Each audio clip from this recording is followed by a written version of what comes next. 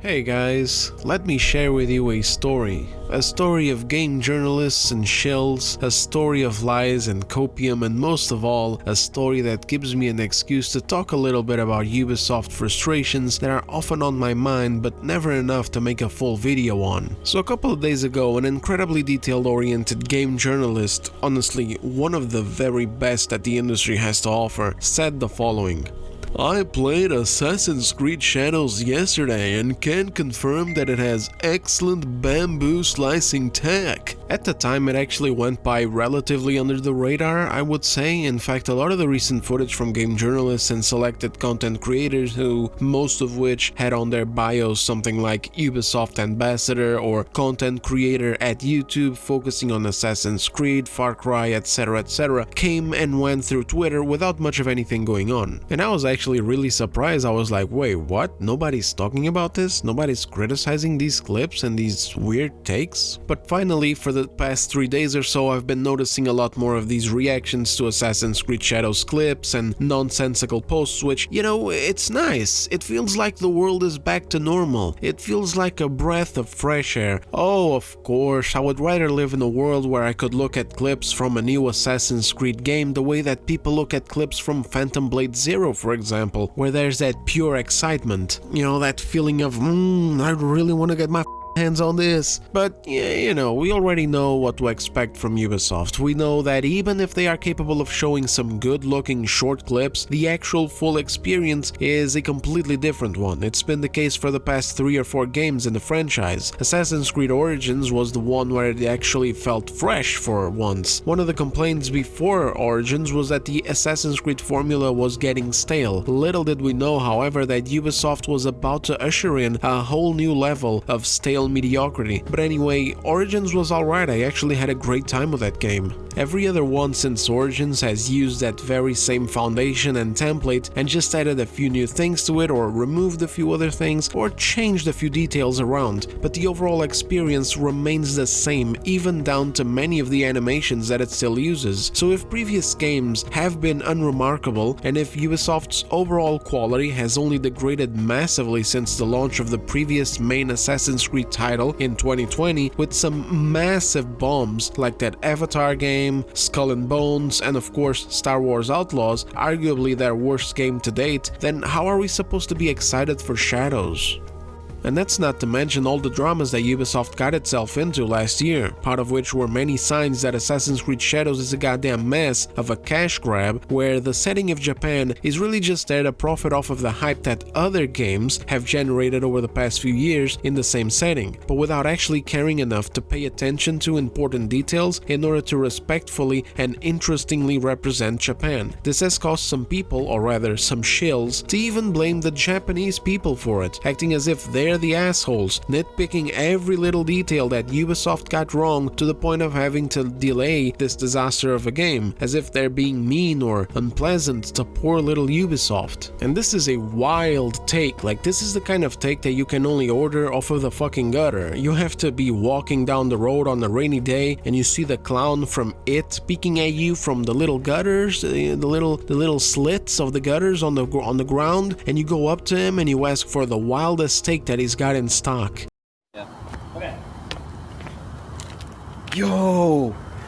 What the You want penis enlargement pills? We've got no shortage of games set in Japan, some of which were made by Western developers, chief among them being Ghost of Tsushima. At least, that's the one my mind always goes to, because they did such a fantastic job presenting the island and the history and everything within that they were even named honorary ambassadors. Ubisoft is not a victim. They weren't targeted by the big bad Japanese to get nitpicked at. They just failed to meet the bare minimum standards. And what made it even worse and more disgusting was their intentions and their attitude. Even now, we've got articles with Ubisoft saying that they don't know how to feel about telling other people about their own culture. It just comes across as disingenuous, vapid lip service instead of actual good intentions. Sucker Punch respectfully presented Japan, while Ubisoft and instead just wants to use Japan like a wet rag, including misrepresenting their history by claiming that Yasuke was a historically accurate legendary samurai, which is so weird on its own because Ubisoft never did this with any of their previous protagonists and never went out of their way to be like, hey, this guy actually existed, this is his real story. And then on top of that, get the story wrong just because it makes it look really good in the current climate of the industry. This is how they debuted this game last year, despite the fact that there's no shred of evidence showing that Yasuke was actually made samurai, and in fact there's only evidence that points to the contrary. Worse yet, please let's not forget how Ubisoft tried to silence and misrepresent Japanese people voicing their complaints, as well as misrepresenting the narrative to everyone else. I'm not even talking about recent news with the Japanese content creator getting his video constantly banned from YouTube under the thing of hate speech, despite the video actually not containing any hate speech at all. I'm talking about actual actions from Ubisoft and their little cronies. Yves Guillemot, you know, the CEO, he came out and he just said that all of these criticisms, they were all just racism. Never mind the actual criticism part of it, forget about that, it's just all racism, of course. Then there was also that ex-Sweet Baby Inc. employee who wrote a fake-ass article for the New York Post filled with lies, trying to pass on this image that Japan was actually supportive of the game, and the only people complaining about it were racist white men posing as Japanese people on Reddit. Despite the sheer amount of Japanese people voicing their criticism on comment sections and even creating their own videos roasting trailers from Assassin's Creed Shadows or pointing out the many cultural, historical, and even architectural mistakes. So yeah, anytime I see this narrative of poor little Ubisoft being unfairly maligned by bad Japanese nitpickers, it makes me question everything that these people are saying, including their game coverage, which we'll get into a little bit later in the video. Now on top of that, Japanese gamers also have to put up with stupid posts like these with morons targeting NPCs, writing gotcha comments on the matter as if that's going to somehow make the game look better or help the situation in any way. I have no idea what the fuck this was for. This guy is playing 5D chess.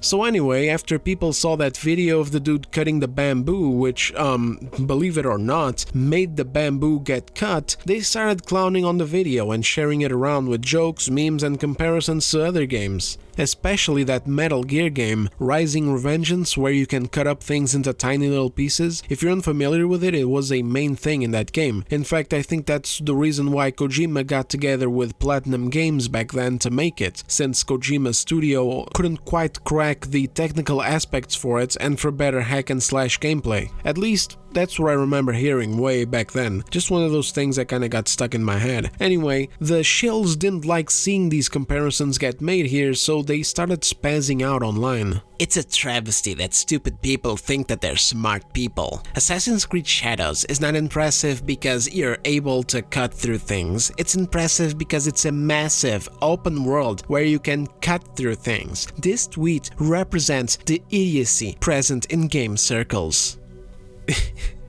This one is so fucking good because the dude thinks he's the bomb, so high above us all with like 200 IQ gaming takes such as, it's a massive open world game where you can cut through things. Brother, it's just a bit of fucking bamboo, you can cut through these panel doors as well. If this is supposed to be impressive, where's Ghost of Tsushima's reward? Oh my god, you can cut through bamboo and doors and you can destroy market stalls. Hell, forget about Ghost of Tsushima, even that is too recent. Just give it to any game with an open world and bare minimum destructible environments. Even older Assassin's Creed games had some of this stuff. Then we got this guy here and whoa, this one got really mad. These fucking disingenuous posts, man. No shit, a game that revolves around slicing as a primary function. Does slicing better than Assassin's Creed? What are you gonna tell me next? Mario did jumping better in 1985? Fucking morons. This dumb little jab doesn't even fucking work. Games have done jumping so much better ever since. I really hope that this dude got a Xanax and a glass of water in the meantime. He's getting way too mad for no good reason. The fact is that some games journal looked at this and called it impressive tech when it's just a basic cutting feature. This is bare minimum detail level. And this is why it's funny. It's practically begging to be roasted. And the level of copium put on display by these shills is giving me secondhand embarrassment. As are posts like these DLCs trying to divert the narrative into racism or grifting, as if Ubisoft game announcements haven't been consistently getting fucking shat on for over 10 years at this point. Question: why are people complaining that Yasuke is the protagonist of Assassin's Creed when he isn't an assassin? Not saying I support this, but where were you when Eivor was not only not an assassin, but refuses the invitation?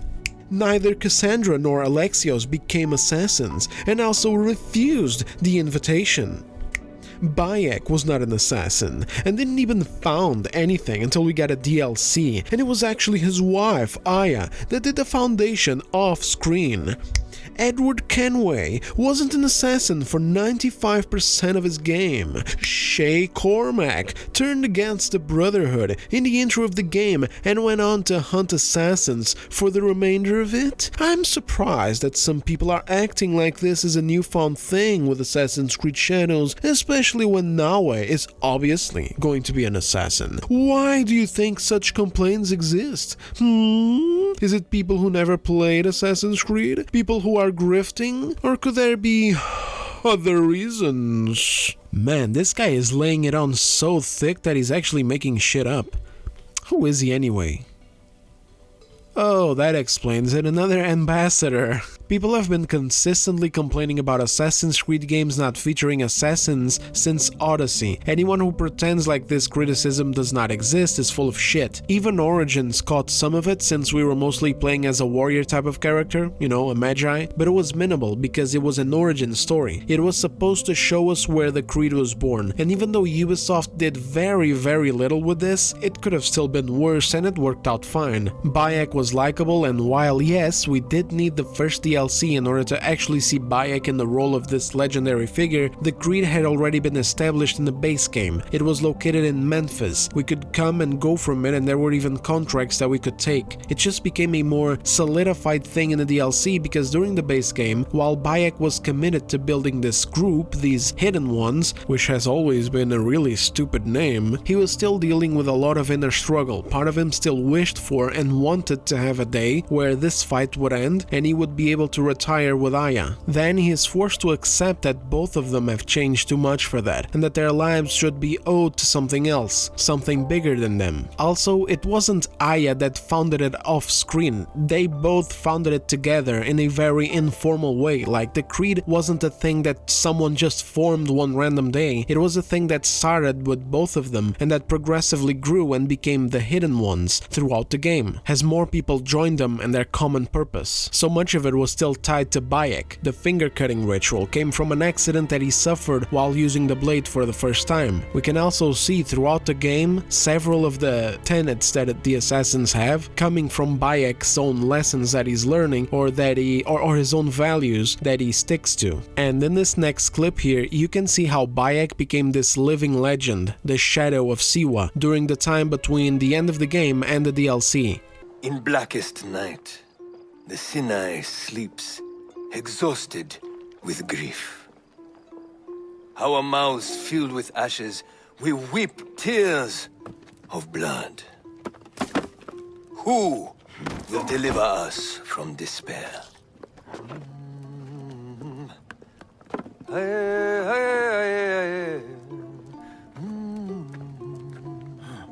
Our hero moves with the mist, as silent as the sea, delivering death. Unknown, unseen, ever unforgiving.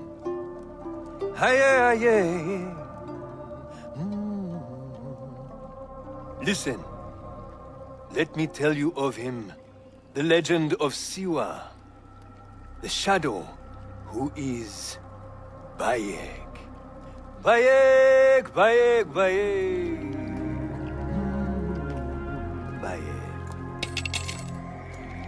Sounds like quite a man.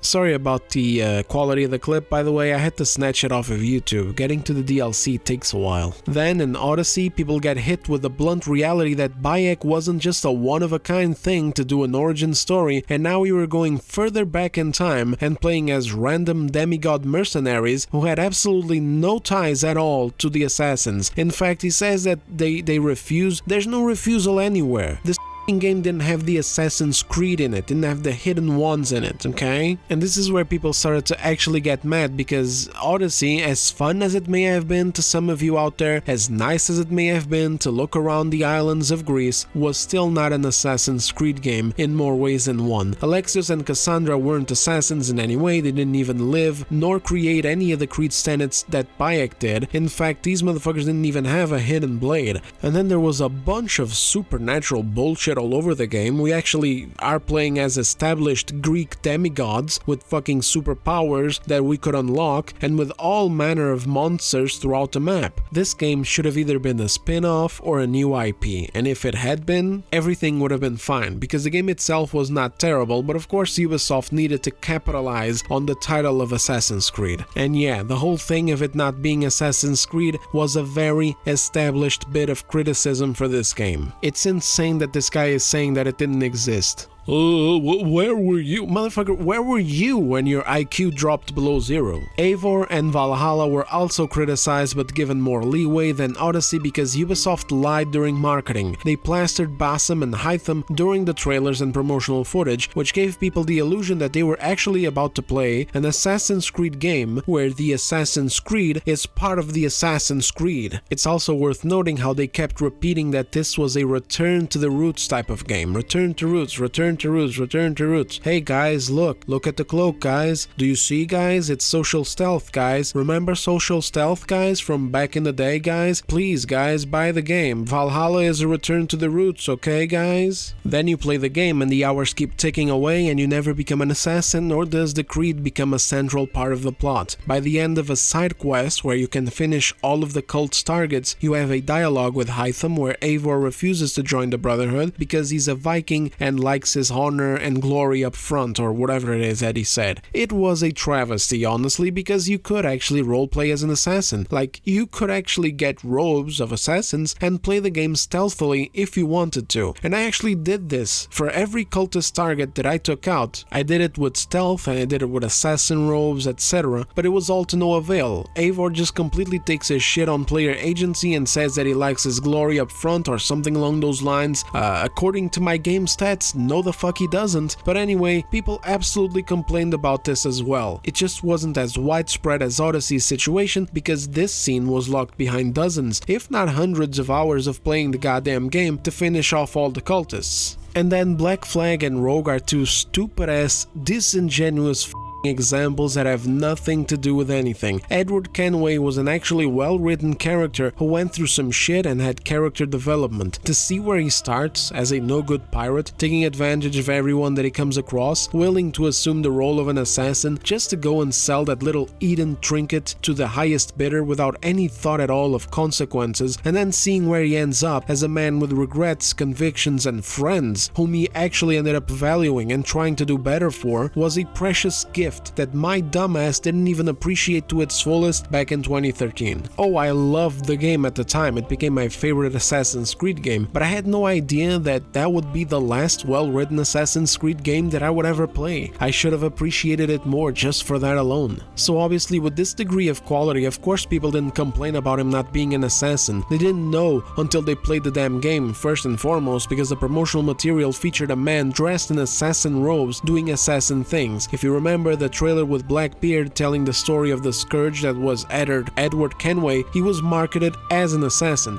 Then we get the game, we start playing it, and even though he's not an official assassin, we were invested in the story and we kept playing and we were surprised by the end. Where's the mystery here? How can this be compared to Odyssey, Valhalla, and Shadows? Then we have Assassin's Creed Rogue, which is another non-issue. It was an Assassin's Creed game where, while we are not playing as an assassin, we're also not just playing as some random Viking or some random samurai samurai or some random mercenary. We start off as an assassin, then interesting events transpire that break our trust with the Creed, and then slowly we end up joining the Templars, which were just as iconic as the assassins were at that point. I mean, that's the whole story of this entire franchise, assassins versus Templars, and I actually love that they did this. I wish that they had done more games from the perspective of the Templars, because back then there was quite a bit to be explored. We saw it through Hytham in Assassin's Creed 3, a Templar who actually made Connor stop and think about things from their perspective at some point in the story, but after Unity it was all downhill. Starek was a lame stereotypical angry villain, then in Origins and Odyssey it was just random cultists, then in Valhalla it was cultists again, but they did try to do something different with the final boss. I won't spoil it in case someone is still playing through it, but yeah, no, Rogue and Black Flag have nothing to do with this discussion. So that just leaves us with Bayek in Origins, where things were fine because it's an origin story, then we go to Alexios and Cassandra and people are rightfully complaining, then with Valhalla they're rightfully complaining again, then Mirage comes out, it's not really a full game, it's just a glorified DLC, but nobody's complaining about this aspect of the game because you actually do play as an assassin. And so that leaves us with Shadows being the third game, where Ubisoft is once again not listening to people's feedback and giving us yet another warrior main character that is not only not an assassin, but is designed to be antithetical to the concept of an assassin, much like Eivor was, being a warrior who believed in honor and glory for Valhalla, except in Yasuke's case, it's probably to do with honor and respect for a samurai code. I think that this is a concept that can actually be interesting in a story. In fact, Ghost of Tsushima did it very well, because Jin struggles with the nature of becoming an assassin. He struggles with sneaking around, he struggles with having to climb up walls with his grappling hook, he struggles with having to slit throats in the night, he struggles with completely breaking his code of honor and using poison. But Assassin's Creed has done it like 3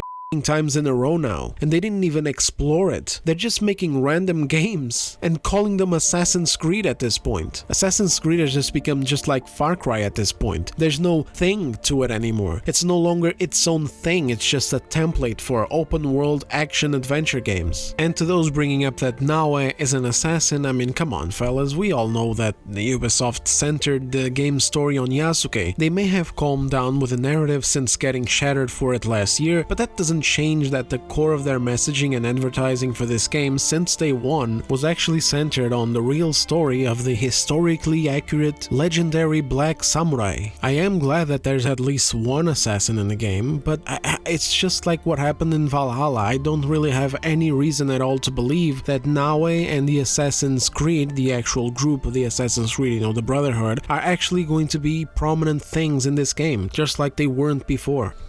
But anyway, that's enough of exposing Shills. You know what? Actually, screw it. Let's do one more, which will be in relation to this topic here, which has to do with Ubisoft's absolute decay in quality. The decay that has actually resulted in Shills praising the most basic features as huge improvements or revolutionary things. So this is from the Twitter user Assassin's Creed News. Let's read. Samurai are also more prone to deny assassinations, and they can even slice bushes.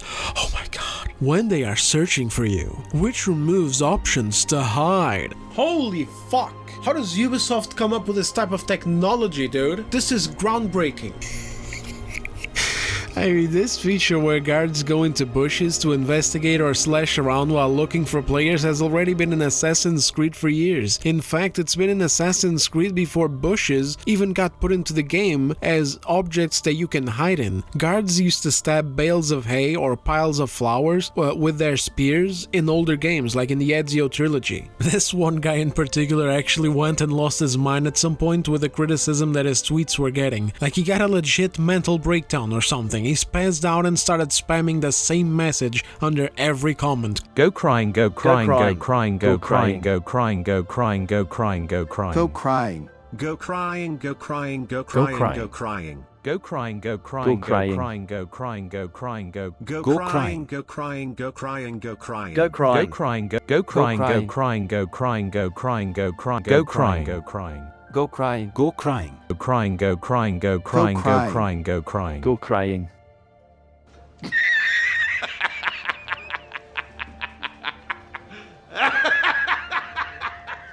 Now, what causes this, you may wonder? What is the phenomenon that allows Ubisoft Shills to exist and to be so stupid that they look at basic features like these and they lose their minds? Well, it's simple. Ubisoft has been degrading the quality of their games for so long now that all they gotta do to please their shills and game journalists is to bring back features that their older games already had. Features that they removed and that people criticized them for years now. More attention to detail, better combat, though admittedly I know that combat can be a bit subjective. For me, I'm of the opinion that the best combat that we had was probably in Assassin's Creed Revelations, and here's why. I loved Assassin's Creed 2's combat because there's challenge in it. Getting those counters whittling down HP was great, and if you wanted to go for a kill shot where your counter was a one-shot kill, even against armored enemies, you had to do it with a hidden blade, and the reaction window to trigger it was much smaller. I also loved the mechanical depth. We could disarm enemies, we could use their weapons against them, we could grab them and wrestle them around, throw them against objects or against each other, and I also think that we could trip them up and throw weapons against them with special prompts, as well as throw sand on their face and etc. I know these special abilities were present in Brotherhood, but I believe that they were also present in Assassin's Creed 2 after training with Uncle Mario. Then Brotherhood took all of that and introduced the ability to string kills between more enemies by entering this flow state. I like this a lot because it showed Ezio's development and training as an assassin, while also being pretty fun and flashy. Then in Revelations we had all of that, plus a few new toys like the hook blade to roll over enemies' backs, and we also had these tough bastard enemies that required a lot to take out, and so this is why I would say Revelations is my favorite, because a system like that had the best of both games. The ability to enter a flow state and take out several enemies in a row, but also the presence of difficult enemies that actually put up a fight. Technically, Brotherhood also had the Papal Guards, which were tougher than normal, but they only hung around the Vatican, whereas in Revelations these tough bastards would often patrol the streets. But anyway, back to it. We also had better climbing and parkour in the games up to Unity. Then Syndicate reduced the mechanics a little bit, and then from Origins and beyond, it was all abysmal. It isn't even parkour anymore, and the climbing lacks weight and detail. Just press up against any wall and they will throw themselves up there, even if it's a glyph. So kinda just imagine if Ubisoft ever goes back to Unity's system, or a hybrid between Unity and what we have now. These shills are going to lose their freaking minds and act as if it's a revolutionary thing when they are the ones who took it away. And this is kinda how Ubisoft has been running their ship. They bring back old stuff and people praise it and make hype videos about it, like they did with Social Stealth and Valhalla. In the end, did it even matter? Was it even that good? It was just a stupid cloak to wear and walk around slowly. With so many more stealth techniques and tools missing, it made stealth still be very incomplete. So most people just played the aggressive Viking way. And even Odyssey had more stealth capabilities than this damn game. Even if they were based on really bullshit powers like arrows that could go through walls, or going invisible, or throwing your spear and teleporting to the spear. Which, yeah, I mean, it creates this issue, to do with biased game coverage. I'm not going to sit here and be disingenuous with you fellas. Assassin's Creed is a great fast food franchise. I've played most of the games so far, all of the main ones at least, and I still do find some value in them, even in the most recent ones. Usually what happens with me and Assassin's Creed is, I get the games, preferably at a discount, I start playing them, I get really excited, big new journey ahead of me, fun style of gameplay with relatively good freedom, addicting little systems, decent stealth, and decent enough rewarding loot, that kind of garbage. The bare bones, basic foundation that has been carrying the franchise for the last few games, despite it obviously not even getting featured for Game of the Year awards or anything like that. It truly is like a live service single player type of thing, where even people who play them know perfectly well that they aren't anything special or memorable or anything like that, and that's not very sustainable at all. But anyway, then I carry on with the story and things start to get stale. Eventually I'm feeling tired and the only thing driving me is the story and the chance of finding a cool new weapon or a cool new armor or outfit. Once all of the loot is found, I just rush the story to the end hoping for something good, something that develops into something exciting, which usually does not happen, but at the end of the day, it's also not been terrible either. It hasn't been amazing, but forcing myself myself through Veilguard last year has put a lot into perspective as to just how bad a story can actually be. In comparison, I actually liked the way that they connected the Norse mythology to the Isu lore in Valhalla's story, and Eivor was a nice enough character whose voice actor actually carried the entire character throughout the game. The man's performance, together with the fantastic soundtrack, actually managed to nail some of the moments. Between something like this, where sometimes I may be put to sleep, and something like Veilguard, where the story is just so terrible, where the characters are so dislikable, where the plot doesn't make sense and actively contradicts itself, I would much rather be playing Valhalla. But anyway, this isn't a point about how good Valhalla is instead of Veilguard, it's more so a point at how bad Veilguard actually is. Because at the end of the day, these games, these Assassin's Creed games, they always end up feeling like disappointments when I look back and try to find something deeper in them, which I have partly blamed myself for in the past. But I quickly stopped doing this because Assassin's Creed actually did have a lot of heart, actually did have beautiful moments, and actually had well-written characters and fun mechanics to engage with instead of a vapid open world template. So it's not unreasonable to expect it again and to criticize it when it's not there. But at the same time, it also feels a little bit disingenuous to call it all trash. Trash is a very strong word after all, and I also think that it's unrealistic to expect it to fail, to just crash and burn, to just be a flop. Assassin's Creed is still a big name after all, and like I said at the start of the video, there's plenty of content to make the game look good in short clips, to make it actually look far better than it actually is. So a lot of content creators out there actually think that this is going to flop, to fail, to be one of those fails where the money just is not enough to pay for the game, and I just don't think that that's going to happen at all. I think Assassin's Creed is too big to fail like that. I also think that GTA 6 is going to be a similar thing. A lot of people want it to fail because, well, first and foremost, this recent news about $100 is absolute bullshit. If they actually do that, they're probably going to open a door that's never going to be closed again. And also because of the whole DEI nonsense that we've been hearing about Rockstar,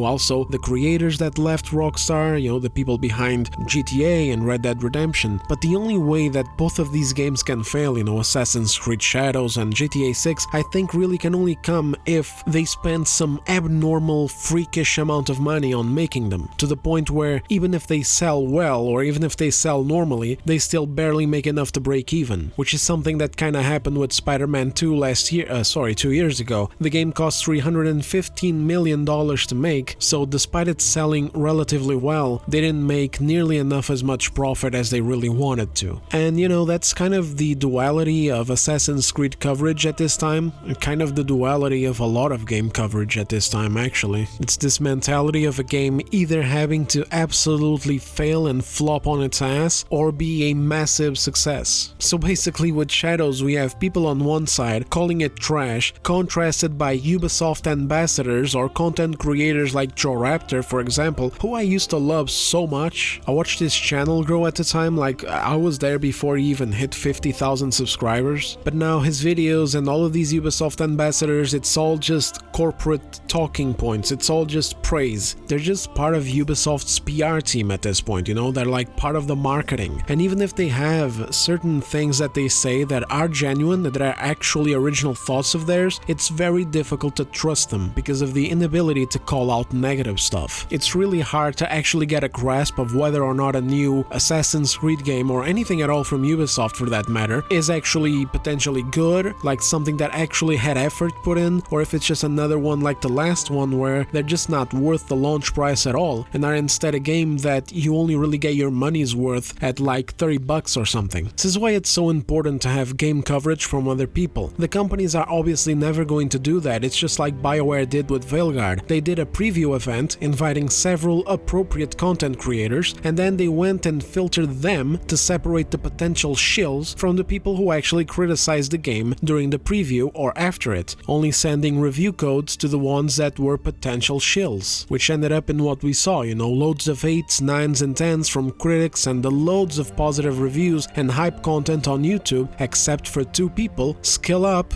and Mr. Matty, who actually reviewed the game genuinely and found it to be disappointing. Now look at what happened. The game sold like ass, the director packed her bags and got the out of there, and the rest of BioWare is left scrambling because the game really was that bad. It is a absolute contrast from the Metacritic critic score. And I'd love to actually talk about this in more detail in a full video someday, but basically what it comes down to is these companies, they don't pay for positive reviews, but they ensure that they're going to get positive reviews through the access. Because I see a lot of people using the argument like where they see a review that is positive or they see some posts that are positive and they're like, oh yeah, how much did Ubisoft pay you? All they really do is they have these shills and these brand ambassadors who are basically influencers, and then they have their content creators, you know, the ones that make a living by being the number one, you know, the very first ones to always have a bunch of gameplay footage to show before launch, the first ones to drop reviews, the first ones to drop guides, etc. And they're really only able to do that with access. And that's basically a symbiotic relationship. The company makes the game, sends the game to the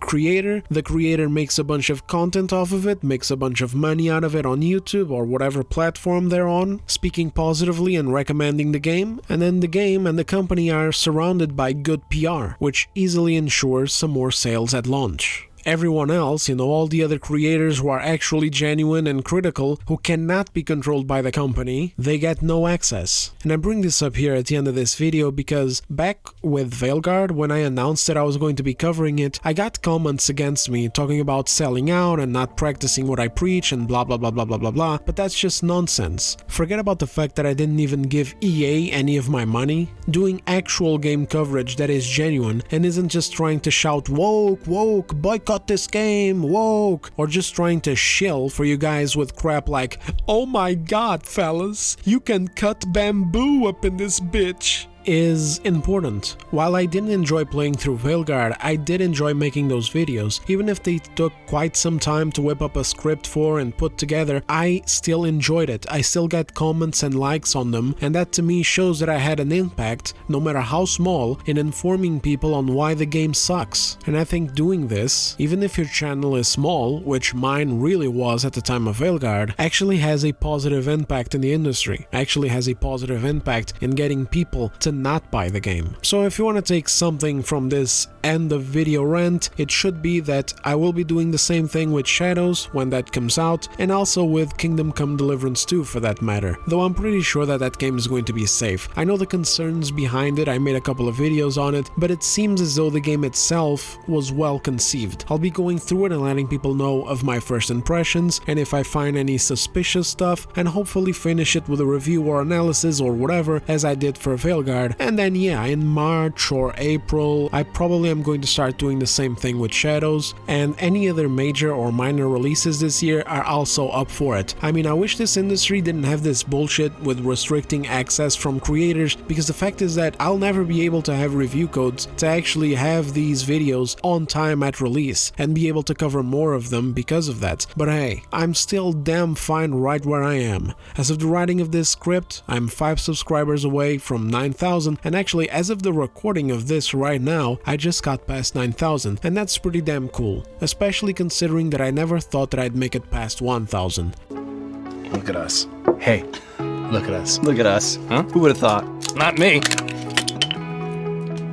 So thank you all very much for watching and supporting the channel. If you ever have any suggestions on topics to cover, or if you ever have like a game, even if it doesn't come out this year, that you would like to see covered, do let me know. Even if I can't do like a full in-depth review like Veilguard, I can always try to at least do first impressions or a sort of a more light analysis of it. With that said, I'm getting out of here. Like the video if you liked it, subscribe for more sauce, and have yourselves a great day. I'll see you on the next one.